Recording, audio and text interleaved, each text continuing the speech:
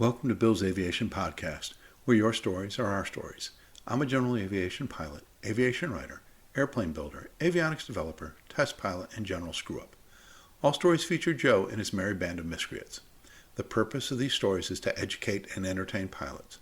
If you have a story you'd like to share anonymously, please contact me.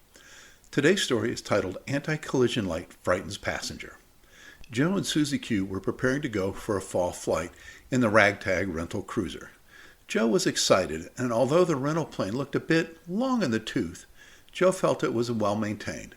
So the faded paint, threadbare, and stained interior really didn't bother him.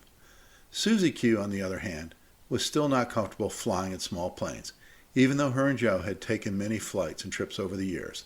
The look of this airplane always bothered her. Fuel and oil levels checked, along with the rest of the pre-engine checklist. Our two travelers climbed in, buckled up, and closed the door. Engine start, warm-up, run-up went as expected with no anomalies found.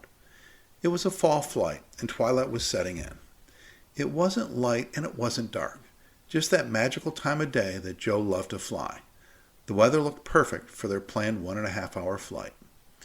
With the long taxi to the end of runway 14 complete, the door secured, a quick look over all the switches to verify their position, all was correct, and now Joe was about to taxi onto the runway. He reached down to turn on the rotating beacon to make the aircraft more visible at night. This flight occurred before the days of LEDs. The red rotating beacon was a red light and reflector setup that spun on its axis to appear as a flashing light to other aircraft. While a good setup in its day, the electric beacon motors were known to impart noise into the audio system as they aged. Back to our story.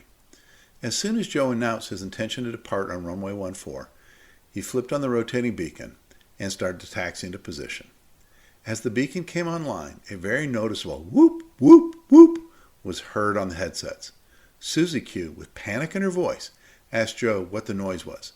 Joe, without giving a lot of thought to his answer, said, "It's the anti-collision." Without being able to finish his sentence, Susy-Q yells out, "We're going to die! We're going to get hit by a plane! Take me back! I don't want to fly anymore!" No amount of explaining to Susy-Q that it was a defective beacon light could calm her down. Unfortunately, that flight was canceled. Fortunately, it helped cement the idea that maybe they should get their own plane so they could have some control over its maintenance.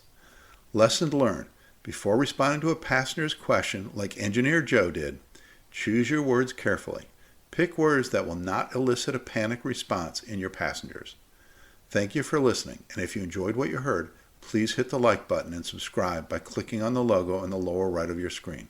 If you really like what you heard, please help support this channel and become a Patreon. Part of each donation will go to aviation safety and aviation youth programs. Be sure to check out next week's story about Joe flying alongside Marine One.